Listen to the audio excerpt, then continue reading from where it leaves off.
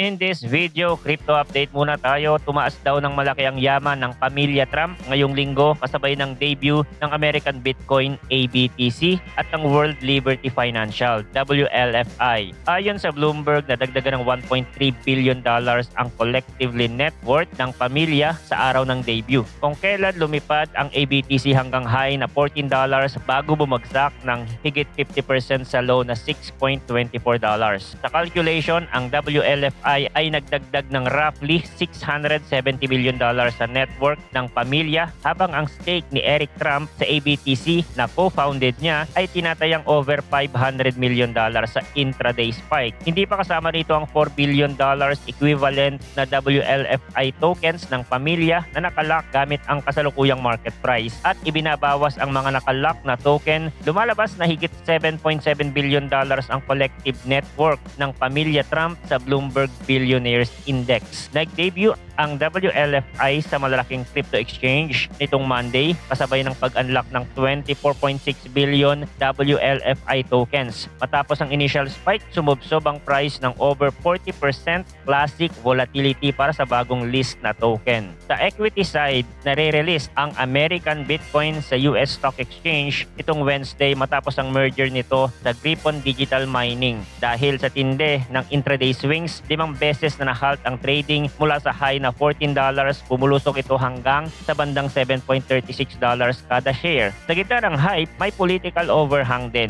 Sinasabi ng ilang Democratic lawyers na may conflict of interest ang crypto ties ng First Family. Pero sa kabilang panig, maraming market participant ang nakikitang nagdadala ito ng legitimation para sa US crypto industry. Kasabay ng mainit na listahan, naglabas ng paglilinaw ang Tether. Na-criticize si Tether CEO Paulo ang mga usap-usapan na nagbenta raw ang kumpanya ng Bitcoin para bumili ng gold. Sabi niya sa X, hindi daw sila nagbenta ng Bitcoin at nananatili ang allocation ng profit sa Bitcoin, gold at land. Ang haka-haka ay nagmula sa isang YouTuber, si Clive Thompson, na tumingin sa video attestation data ng first at second quarter ng 2025 at inangkop na bumaba ang posisyon ng Tether mula 92,650 BTC noong quarter 1 papunta sa 83,274 BTC sa second quarter. Ipinunto ni Samson Mow ng Jan 3 na mali ang interpretasyon. May inilipat na 19,800 BTC ang Tether papunta sa 21 Capital sa parehong panahon. 14,000 BTC noong June at 5,800 BTC noong July bilang suporta sa isang Bitcoin native financial platform na pinamumunuan ni Jack Mallers ng Strike. Noong early June, nag-move din ang Tether ng 37,000 BTC, halos $3.9 billion na magkakahiwalay na transaction para sa 21 Capital. Kung isasama ang naturang transfer, dagdag pa ni Mo, magkakaroon pa nga ng 4,624 BTC na mas marami kaysa sa dulo ng first quarter ang Tether. Kaya ito ay tumaas at hindi bumaba ang hawak. Kinumpirma ni Paulo, inilipat, hindi ibinenta. Sa ngayon, ayon sa BitcoinTreasuries.net, may hold ang Tether ng mahigit 100,521 BTC na tinatayang around $11.17 billion sa kasalukuyang price. Habang mainit ang usapan sa Bitcoin reserves na nag-diversify din ng El Salvador, nagdagdag ang bansa ng 13,999 troy ounce ng gold na worth $50 million, ang unang gold purchase mula pa noong 1990 bilang bahagi ng pagbabawas ng hope sa US dollar. Bago ang pagbili ng gold, nakapag-ipon na ang bansa ng $700 million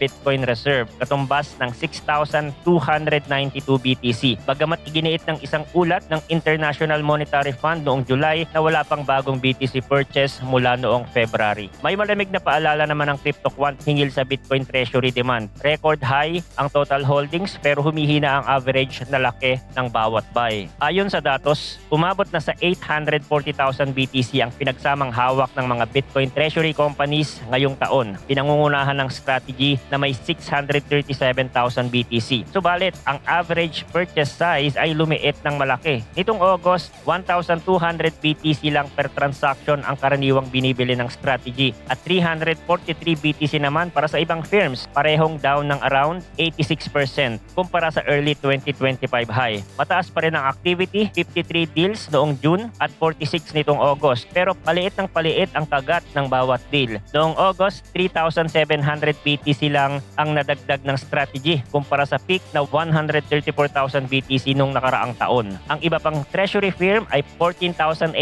BTC na lang kontra sa dating 66,000 BTC. Ano ang ibig sabihin? Active pa rin ang mga treasuries pero mas maingat at mas maliit ang ticket size. Posibleng sign ng liquidity constraint o humihinang conviction. Bakit importante ito? Ipinapakita sa report na malaking bahagi ng BTC price strength noong second quarter ay dahil sa walang humpay na accumulation ng mga treasury companies. Pagsapit ng late August 2025, sumipsip ng mahigit 3,100 BTC per day ang mga institusyon samantalang 450 BTC per day lang ang namamine. Isang 6-to-1 demand-supply imbalance na siya mismong nagbo-boost ng price. Ngayon, kung mananatiling maliit ang bite size, natural na lumalim ang tanong, gaano katibay ang kasulukuyang price level kung hindi babalik sa laki ang treasury demand? Hindi ito ibig sabihin walang paglago sa sector. Ayon sa Bitwise, 28 new treasury firms ang nabuo noong July at pinagsamang nagdagdag ng mahigit 140,000 BTC. Sa region, tumitinding frontrunner ang Asia. Ilulunsad ng Taiwan-based Sora Ventures ang $1 billion na funds, may initial na $200 million para tulungan ng multiple entrants na magtayo ng kani-kanilang Bitcoin treasuries. Ibang modelo ito kumpara sa Metaplanet, ang pinakamalaking public treasury firm sa Asia na may 20,000 BTC sa balance sheet. Ang tunay na tanong sa susunod na yugto, kaya bang tabunan ng bagong wave mula Asia ang lumiliit na average deal size ng mga incumbent? Yan ang magtatakda kung magpapatuloy ang structurally strong bid sa Bitcoin o kung kakailangan ng market ang panibagong catalyst para ibalik ang malalaking accumulation. Sa price action naman ni Bitcoin dito sa daily, hindi pa totally nababasag yung downtrend channel na nabuo pagkatapos nito maabot ang panibagong all-time high. Meron tayong trading range na nabubuo dito. In a lower time frame, makikita natin na may nabubuong inverse head and shoulder dito na posibleng maging dahilan para itulak ang price above 113,000 resistance. Kapag nangyari yon, magkakaroon ng pagbabago sa market structure.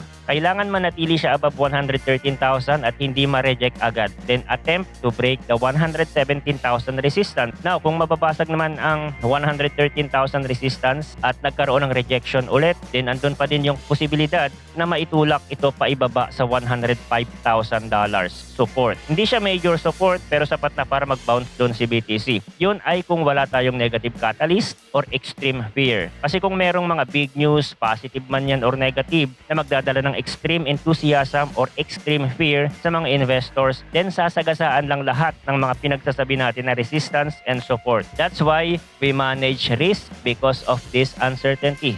Okay? So yun lang ang crypto update natin for today. Thanks for watching again. Good luck and see you on the next video.